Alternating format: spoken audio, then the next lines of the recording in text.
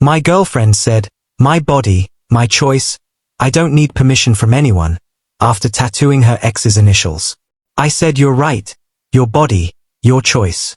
What happened next left her with scars she'll never forget. My name is Caleb. I'm 32-year-old. I thought I knew the woman I'd been dating for 3 years. Haley, 28-year-old. We'd talked about marriage, kids, buying a house together, the whole dream. But all of that shattered one Tuesday evening when she walked into our apartment with a secret that would change everything. The faint smell of disinfectant and ink hit me before she even said hello. I was at the stove stirring marinara sauce, thinking we'd have a normal dinner. She lingered in the doorway, clutching her purse like she was bracing herself for something. Her eyes darted everywhere but me. The way she twisted the strap of her purse made my stomach tighten. "I have something to show you," she said, voice almost playful but with an edge of nervousness. She turned around and lifted her shirt slightly, revealing fresh ink, 2 small cursive letters, JH, elegantly intertwined just below her shoulder blade. My stomach sank. Those weren't my initials.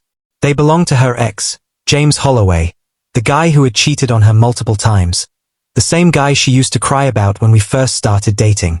When I asked why she'd do something like this, she flushed red and said it was a tribute to an important chapter in her life, a way to find closure.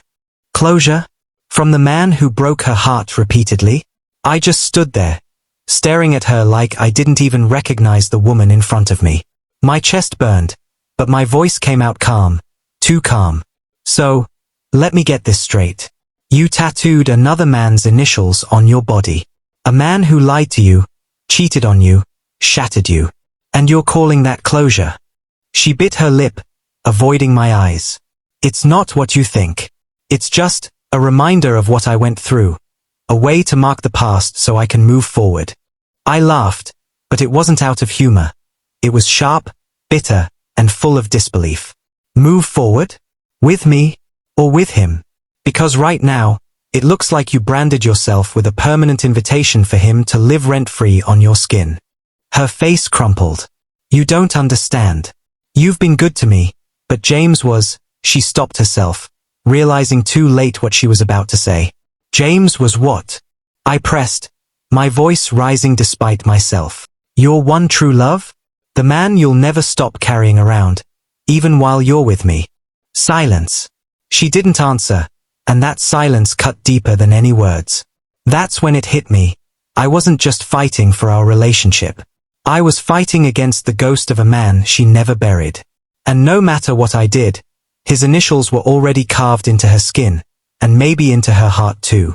When I asked why she hadn't at least discussed it with me first, she snapped, saying it was her body, her choice, and she didn't need permission from anyone.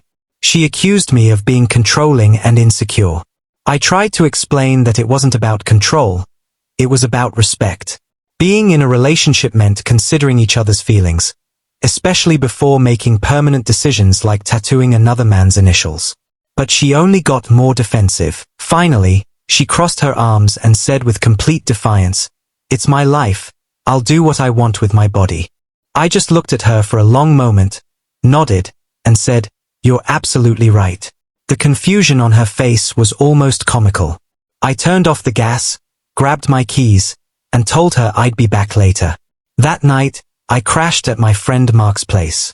He'd never been a fan of Haley, always said there was something off about her, but he'd kept quiet out of respect for me. When I told him what happened, he shook his head and said, "Man, that's not just disrespect. That's a billboard announcing she's still got feelings for the guy." Lying on his old couch that night, I decided if she wanted to make choices without considering me, I'd do the same. The next morning, while she was at work, I went back to our apartment, packed my essentials, and moved most of my things to Mark's. I left her a letter. "You're right.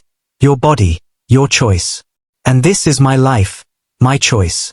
I choose to remove myself from this situation." But I wasn't done. Haley was image obsessed, especially on Instagram. She loved posting couple photos, vacations, and perfect relationship moments.